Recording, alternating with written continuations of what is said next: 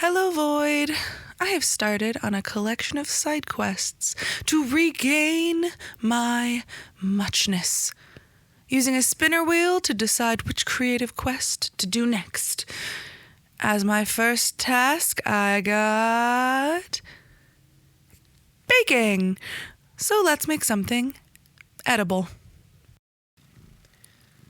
3-2-1 cookies are a super simple recipe that generally only has 3 ingredients: flour, butter, and sugar in 3-part increments. As you can see, I'm using salted butter because that's just what I had. I opted to weigh mine in an attempt to get them actually proportional to each other in their ratios.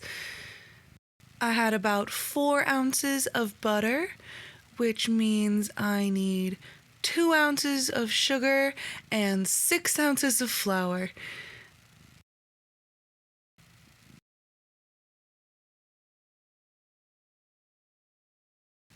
And right there is about 2 ounces of sugar.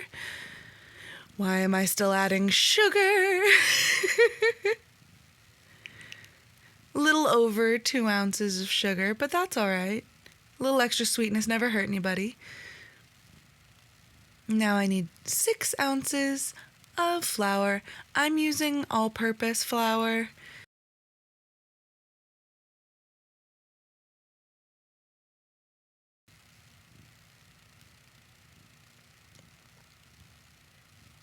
And there's 6 ounces of flour.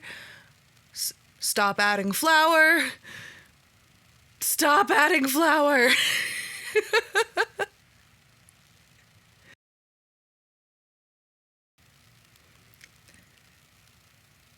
I'm going to mix those all together, starting with, well, I was supposed to use softened butter, but I melted it in the microwave. I'm sure that's a little less than 4 ounces now, but this recipe is very forgiving, which is fabulous for my sake.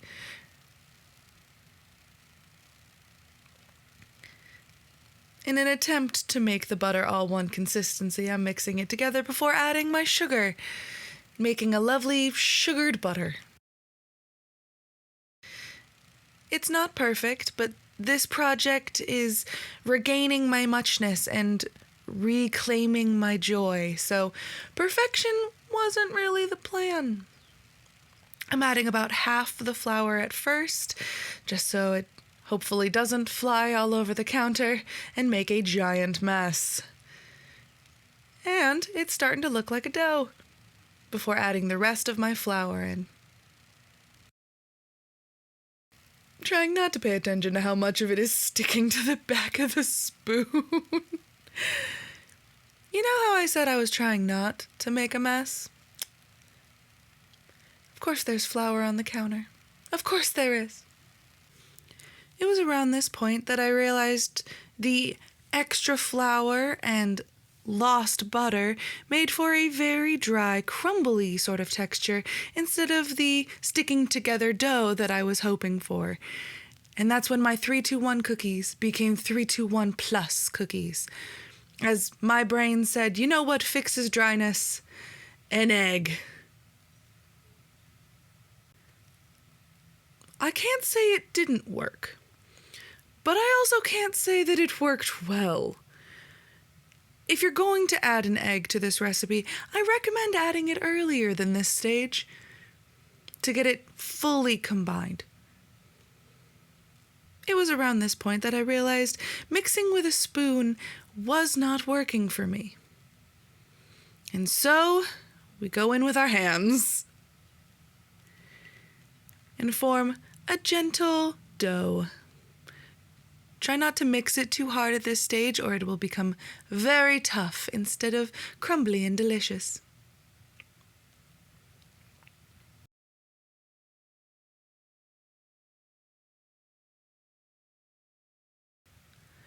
I'm going to turn my dough out onto some cling wrap and put it in the turn it out onto some cling. Turn it out. Get out of the bowl. I'm apparently going to scoop it onto some cling wrap and put it in the fridge to cool for 30 minutes to an hour.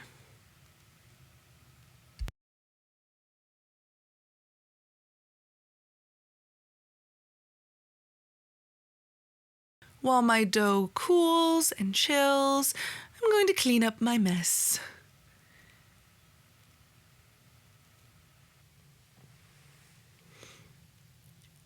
At this point, I recommend pouring yourself a fun little drink while waiting for it to cool in the fridge. For my drink, I'm going to combine some ice-cold lemon lime soda with my latest simmer pot. I used lavender, rose, lemon, and a little bit of mint that I'm growing in my outside garden.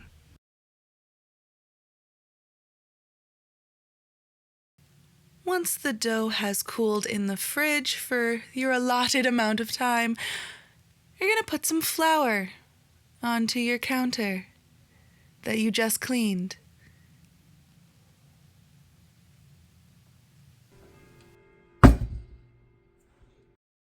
Wasn't that satisfying? I'm going to listen to it again. Once our dough is thoroughly floured, we're going to roll it out with a rolling pin until it is thin to your liking and not a crumbly mess.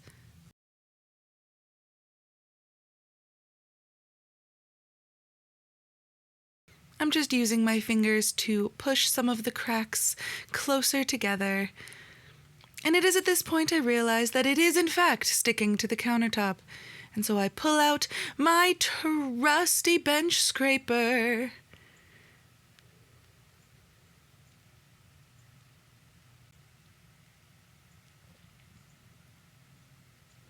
Honestly, a bench scraper covers a multitude of sins.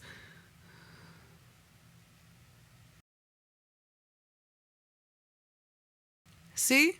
Multitude of sins. I found this set of cookie cutters in varied sizes of circles and decided I wanted not little cookies, but not gigantic cookies. Like the Goldilocks of cookies. And now I'm going to spend the next year of my life cutting out cookie dough circles.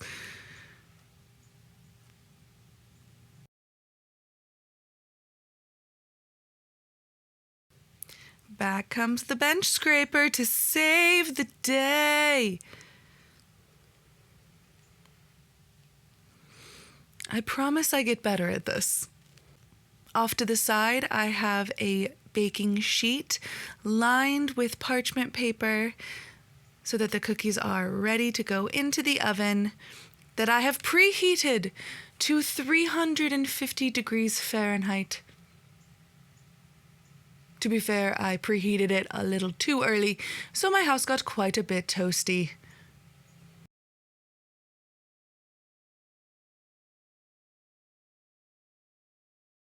And now we repeat those steps with the remaining dough.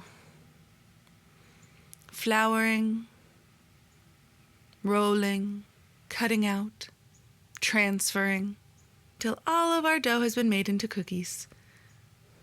Perfect little circles. The second time around, the dough does stick more than the first, since I have warmed it up with my hands. Remember, once again, to wash your workstation. With the cookies in the oven for 10 to 15 minutes, it's a good time to enjoy that drink we made earlier.